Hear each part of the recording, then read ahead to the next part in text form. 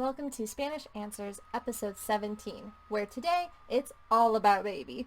So today's episode is in honor of my newest nephew, who was born just a few weeks ago. So shout out to my brother and his wife. Congratulations, guys. Super exciting. Second announcement, I have moved my hosting services, or used for my hosting services for my Spanish Answers and my Respuestas Inglesas podcast from SoundCloud to Transistor.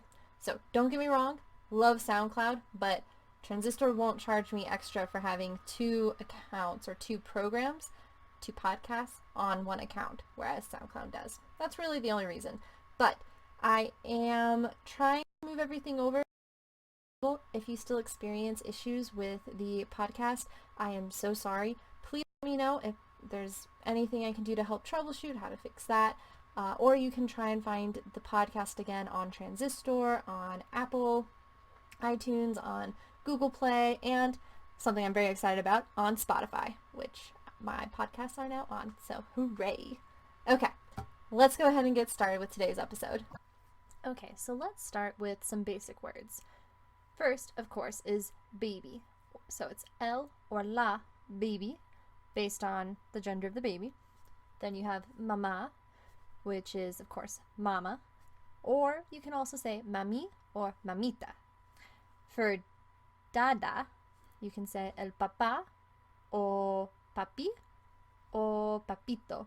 I personally love papi. It was something I learned on a missions trip, and I have basically called my father that off and on for the past, I don't know, maybe 10 years.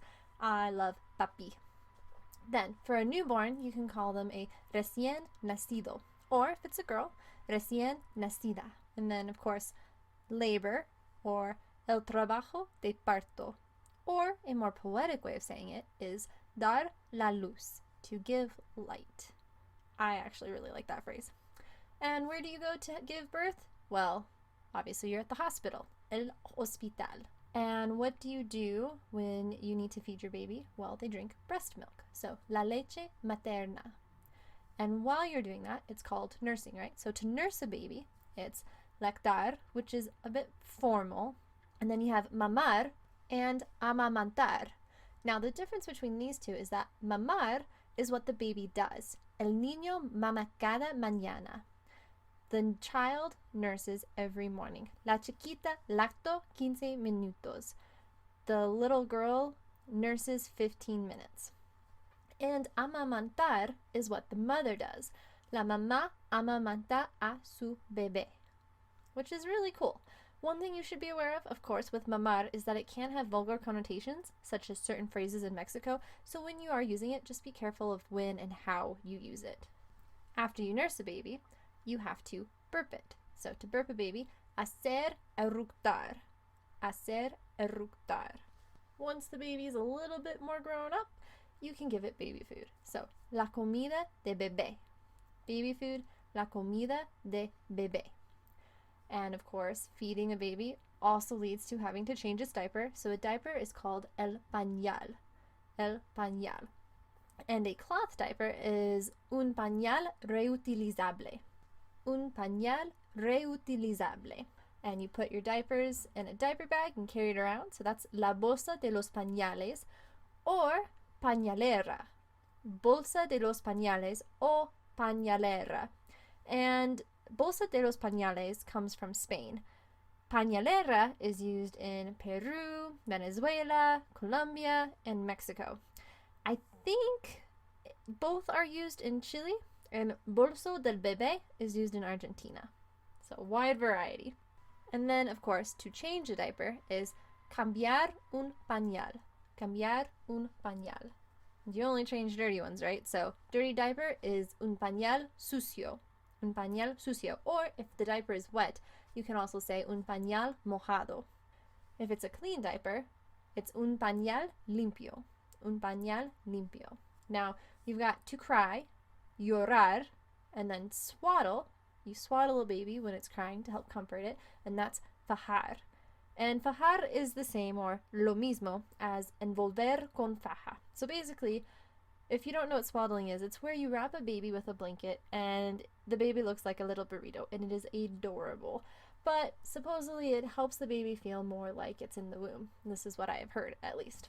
Moving on though, to rock a baby is mecer a or acunar a.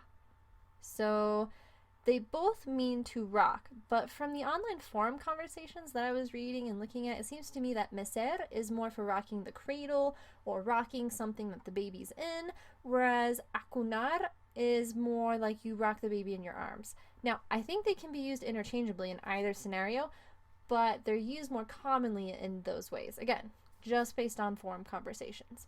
And then when you rock a baby, you obviously sing it a lullaby. So these are called la nana or canción de cuna. So I think nana is more from Spain. That's really where they use it.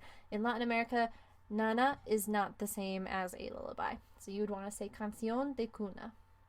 I believe they also in Latin America sometimes will use un arrullo or un arrorro.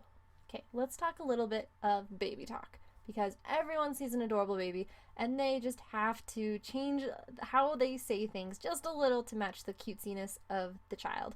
And this is a world phenomenon as far as I'm aware. If you know of a culture that does not do this, please let me know, because that would be fascinating. Anyways, I've chosen just a few. If you would like to learn more, please look at my show notes where you can go to the websites where I found these and you can find a whole bunch of resources there. So for hot, you would say s, hot. Becho or bechito is kiss. You change that S in beso to ch. So it's becho, bechito. And then if you want to say itty bitty, you'd say chiquitito or chiquitito. So I have used chiquito in the past. I didn't realize that you could make a diminutive into a diminutive as well. So like, for example, you start with chico, right, boy, and you make it a diminutive. You add ito at the end, so it's like little boy, chiquito. So here, you're adding another diminutive to that, so it's chiquitito, itty bitty, and that's really cutesy and adorable. Then you've got algan, and that's cabo, algan, capo, and of course, who doesn't love piggybacks? Upa, piggyback, upa. I feel like I should teach my own children that someday. Like, that's a way easier word to use than piggyback. And anyways, moving on. Last but certainly not least, animal noises.